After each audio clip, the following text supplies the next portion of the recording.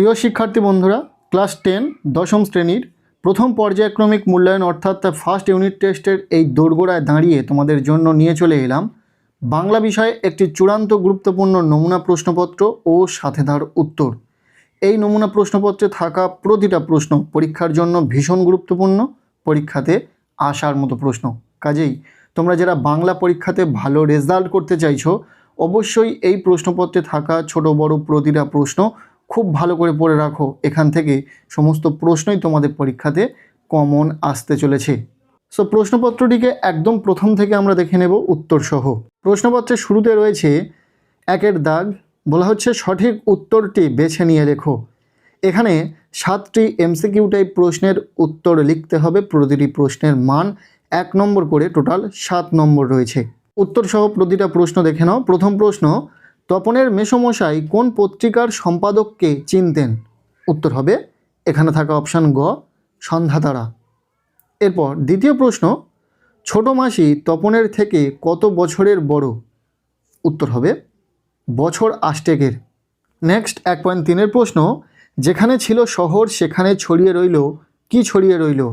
উত্তর হবে কাঠ কয়লা। এরপর 1.4-এর প্রশ্ন, পায়ে পায়ে হিমানির বাঁধ, হিমানি কথার অর্থ কী? উত্তর হবে তুষার অর্থাৎ বরফ। 1.5-এর প্রশ্ন, আদিম যুগে স্রষ্টার কার প্রতি অসন্তোষ ছিল? উত্তর হবে নিজের প্রতি। 1.6-এর প্রশ্ন, কালীর অক্ষর নাইকো পেটে চণ্ডী পড়েন ড্যাশ, শূন্যস্থান পূরণ করো। এখানে উত্তর হবে কালীঘাটে। এই যে প্রশ্নগুলো তোমরা দেখছো, প্রতিটা প্রশ্ন কিন্তু পরীক্ষার জন্য ভীষণ গুরুত্বপূর্ণ, পরীক্ষাতে আসার মতো প্রশ্ন। প্রতিটা প্রশ্ন খুব ভালো করে দেখে রাখো।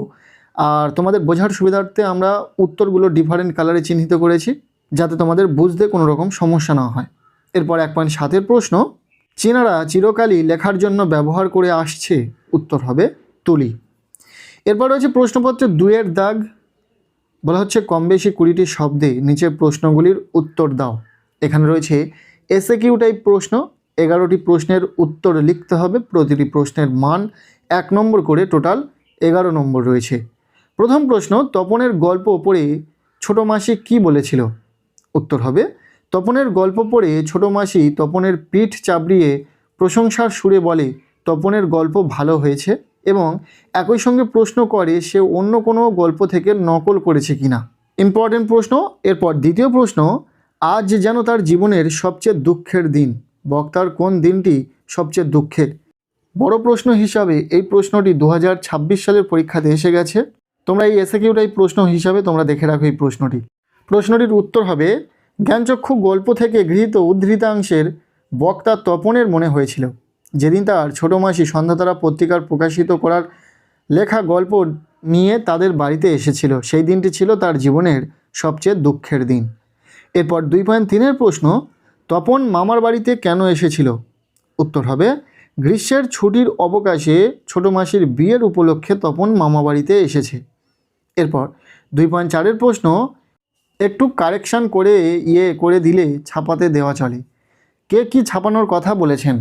উত্তর হবে জ্ঞানচক্ষু গল্পে বর্ণিত তপনের ছোট মেসো তপনের ভর্তি হওয়ার অনুভূতি ও অভিজ্ঞতা নিয়ে লেখা গল্পটি ছাপানোর কথা বলেছেন। ইম্পর্টেন্ট প্রশ্ন, উত্তর সহ খুব ভালো করে দেখে রাখো। এরপর 2.5-এর প্রশ্ন, সেই মিষ্টি বাড়ির পরিবেশ আর কি কি ছিল? উত্তর হবে সেই মিষ্টি বাড়ির পরিবেশে ছিল বারান্দা, সেখানে ঝুলন্ত বিছানায় কবিতা কথক একদা ঘুমাতেন, আর ছিল গোলাপি গাছ, চিমনি, জলতরঙ্গ।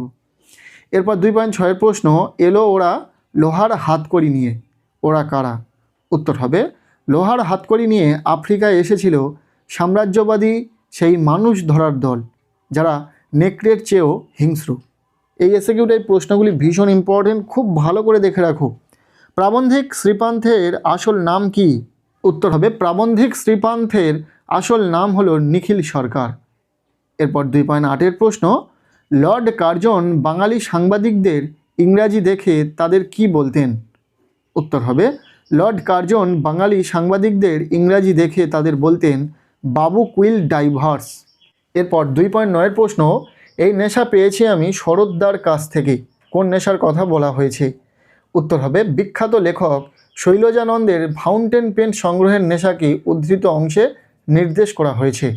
এরপর 2.10-এর প্রশ্ন, কথাটা শুনে তপনের চোখ মার্বেল হয়ে গেল। কোন কথা শুনে তপনের চোখ মার্বেল হয়ে গেল? উত্তর হবে, তপন যখন শুনল তার সদ্য বিবাহিতা ছোট মাসির স্বামী অর্থাৎ তার নতুন মেশো একজন লেখক, তখন বিস্ময়ে তার চোখ মার্বেল হয়ে গেল। এরপর শেষ এসএকিউ টাইপ প্রশ্ন 2.11 নম্বর প্রশ্ন, বুকের রক্ত কেন ছলকে ওঠে তপনের? উত্তর হবে, তার জীবনের প্রথম গল্প ছাপার অক্ষরে অবশেষে তপন দেখবে, সেই উত্তেজনায় তপনের বুকের রক্ত ছলকে উঠেছিল। এরপর রয়েছে প্রশ্নপত্রের 3-এর দাগ। বলা হচ্ছে কম বেশি 60টি শব্দে নিচের প্রশ্নগুলির মধ্যে একটি প্রশ্নের উত্তর লেখো। এখানে গল্প থেকে 3 মার্কের জন্য 2টি প্রশ্ন রয়েছে, একটি প্রশ্নের উত্তর তোমাদেরকে লিখতে হবে। প্রশ্নের মান 3। আমরা উত্তর সহ প্রশ্ন শেয়ার করছি, দেখে নাও। প্রথম প্রশ্ন, কথাটা শুনে তপনের চোখ মার্বেল হয়ে গেল। কোন কথা শুনে তপনের চোখ মার্বেল হয়ে গিয়েছিল? মার্বেল হবার কারণ কি? উত্তর হবে, আশাপূর্ণা দেবীর জ্ঞানচক্ষু গল্পে যখন তপন জানতে পারে তার নতুন মেসোমশাই একজন সত্যিকারের লেখক, তখন তার চোখ মার্বেল হয়ে গিয়েছিল।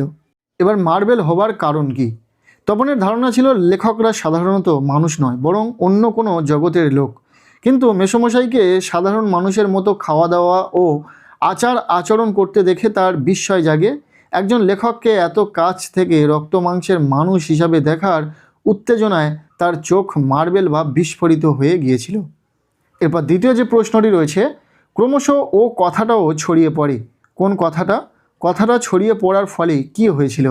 উত্তর হবে, উদ্দিষ্ট কথাটি তপনের লেখা প্রথম দিন গল্পটি ছাপানোর আগে মেসোমশাই যে সামান্য কারেকশন বা সংশোধন করে দিয়েছিলেন, এই কথাটি বাড়ির সবার মধ্যে ছড়িয়ে পড়েছিল।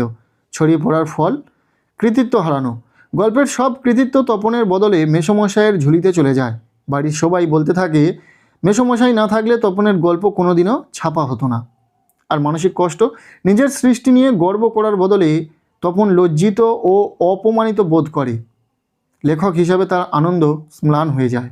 হলো। এরপর রয়েছে প্রশ্নপত্রে 4-এর দাগ। বলা হচ্ছে কম বেশি 150 শব্দে যে কোনো একটি প্রশ্নের উত্তর লেখো। এখানে রয়েছে কবিতা থেকে প্রশ্ন, 2টি প্রশ্ন রয়েছে। পরীক্ষার প্রশ্নপত্রে 2টি প্রশ্ন পাবে, যে কোনো একটি প্রশ্নের উত্তর লিখতে হবে। প্রশ্নের মান 5। যে 2টি প্রশ্ন এখানে রয়েছে ভীষণ গুরুত্বপূর্ণ, দেখে নাও। প্রথম প্রশ্ন, যেখানে ছিল শহর সেখানে ছড়িয়ে রইল কাঠ কয়লা। অশোকে একজন কবিতা অবলম্বনে শহরের এই পরিণতি কিভাবে হলো লেখো। এরপর দ্বিতীয় প্রশ্ন, আমাদের ইতিহাস নেই, কাদের কেন ইতিহাস নেই, এর মধ্যে দিয়ে কবি কি বোঝাতে চেয়েছেন? ইম্পর্টেন্ট প্রশ্ন, খুব ভালো করে পড়ে রাখবে। এরপর রয়েছে প্রশ্নপত্রে 5-এর দাগ। বলা হচ্ছে কম বেশি 150 শব্দে যে কোনো একটি প্রশ্নের উত্তর লেখো। এখানে রয়েছে প্রবন্ধ থেকে প্রশ্ন। তোমরা জানো তোমাদের পাঠ্য বইয়ে 2টি প্রবন্ধ রয়েছে, তবে ফার্স্ট ইউনিট টেস্টে একটি মাত্র প্রবন্ধ থেকে প্রশ্ন আসবে, সেটা হচ্ছে হারিয়ে যাওয়া কালিকলম। ফার্স্ট ইউনিট টেস্টে 2টি প্রশ্ন থাকবে, একটি প্রশ্নের উত্তর লিখতে হবে। প্রশ্নের মান 5। যে 2টি প্রশ্ন এখানে রয়েছে 2টি প্রশ্নই খুবই গুরুত্বপূর্ণ, দেখে নাও। প্রথম প্রশ্ন, ফাউন্টেন পেন বাংলায় কি নামে পরিচিত? নামটি কার দেওয়া বলে উল্লেখ করা হয়েছে? এর সাথে ফাউন্টেন পেনের জন্ম ইতিহাস লেখো। আর দ্বিতীয় প্রশ্নটি হলো, কালিকলমের প্রতি ভালোবাসা হারিয়ে যাওয়া কালিকলম প্রবন্ধে কিভাবে ফুটে উঠেছে তা আলোচনা করো। এরপর রয়েছে প্রশ্নপত্রে 6-এর দাগ। বলা হচ্ছে কম বেশি 150 শব্দে যে কোনো একটি প্রশ্নের উত্তর লেখো। এখানে রয়েছে কোনি থেকে প্রশ্ন, 2টি প্রশ্ন পরীক্ষাতে থাকবে, একটি প্রশ্নের উত্তর লিখতে হবে। প্রশ্নের মান 5। প্রথম প্রশ্ন, 4 বছরের মধ্যে প্রজাপতি ডানা মেলে দিয়েছে। প্রজাপতি কি, কিভাবে ডানা মেলে দিয়েছে আলোচনা করো। ভীষণ ইম্পর্টেন্ট। এরপর দ্বিতীয় প্রশ্ন, জুপিটার ক্লাবে ক্ষিতীশ সিংহের বিরুদ্ধে কি অভিযোগ আনা হয়েছিল? তার উত্তরে ক্ষিতীশ সিংহ কি বলেছিল? এই 2টি প্রশ্নই খুব ভালো করে পড়ো। এরপর রয়েছে প্রশ্নপত্রে 7-এর দাগ। বলা হচ্ছে চলিত গদ্যে বঙ্গানুবাদ করো। বঙ্গানুবাদ সাধারণত কমন আসতে চায় না, তবে আমরা যে প্রশ্ন সেটগুলো শেয়ার করব সেখানে যে বঙ্গানুবাদগুলো থাকবে সেগুলো যদি তোমরা প্র্যাকটিস করো, আশা করব বেশ কিছু স্কুলে কিন্তু তোমরা অবশ্যই কমন পাবে। যেমন এখানে যে বঙ্গানুবাদটি রয়েছে, the teachers are regarded as the backbone of the society, they build the future citizen of country, they love students as their children, the teachers always encourage and inspire us to be good and great in life. বঙ্গানুবাদটি একটু দেখে রাখবে। এই ছিল class 10-এর first unit টেস্টের একটি প্রশ্নপত্র। দশম শ্রেণীর বাংলা পরীক্ষাতে যদি ভালো রেজাল্ট করতে চাও অবশ্যই এই প্রশ্নপত্রে থাকা প্রতিটা প্রশ্ন খুব ভালো করে পড়ে রাখো। নতুন করে সাজেশন দেখার প্রয়োজন হবে না, এই প্রশ্নগুলো পড়লেই তোমাদের প্রশ্ন সমস্তটাই কমন থাকবে পরীক্ষাতে। আর এই প্রশ্নগুলো শুধু ফার্স্ট ইউনিট টেস্টের জন্য নয়, তোমাদের 2027 সালের মাধ্যমিক পরীক্ষার জন্য ভীষণ ইম্পর্ট্যান্ট রয়েছে, খুব ভালো করে পড়বে।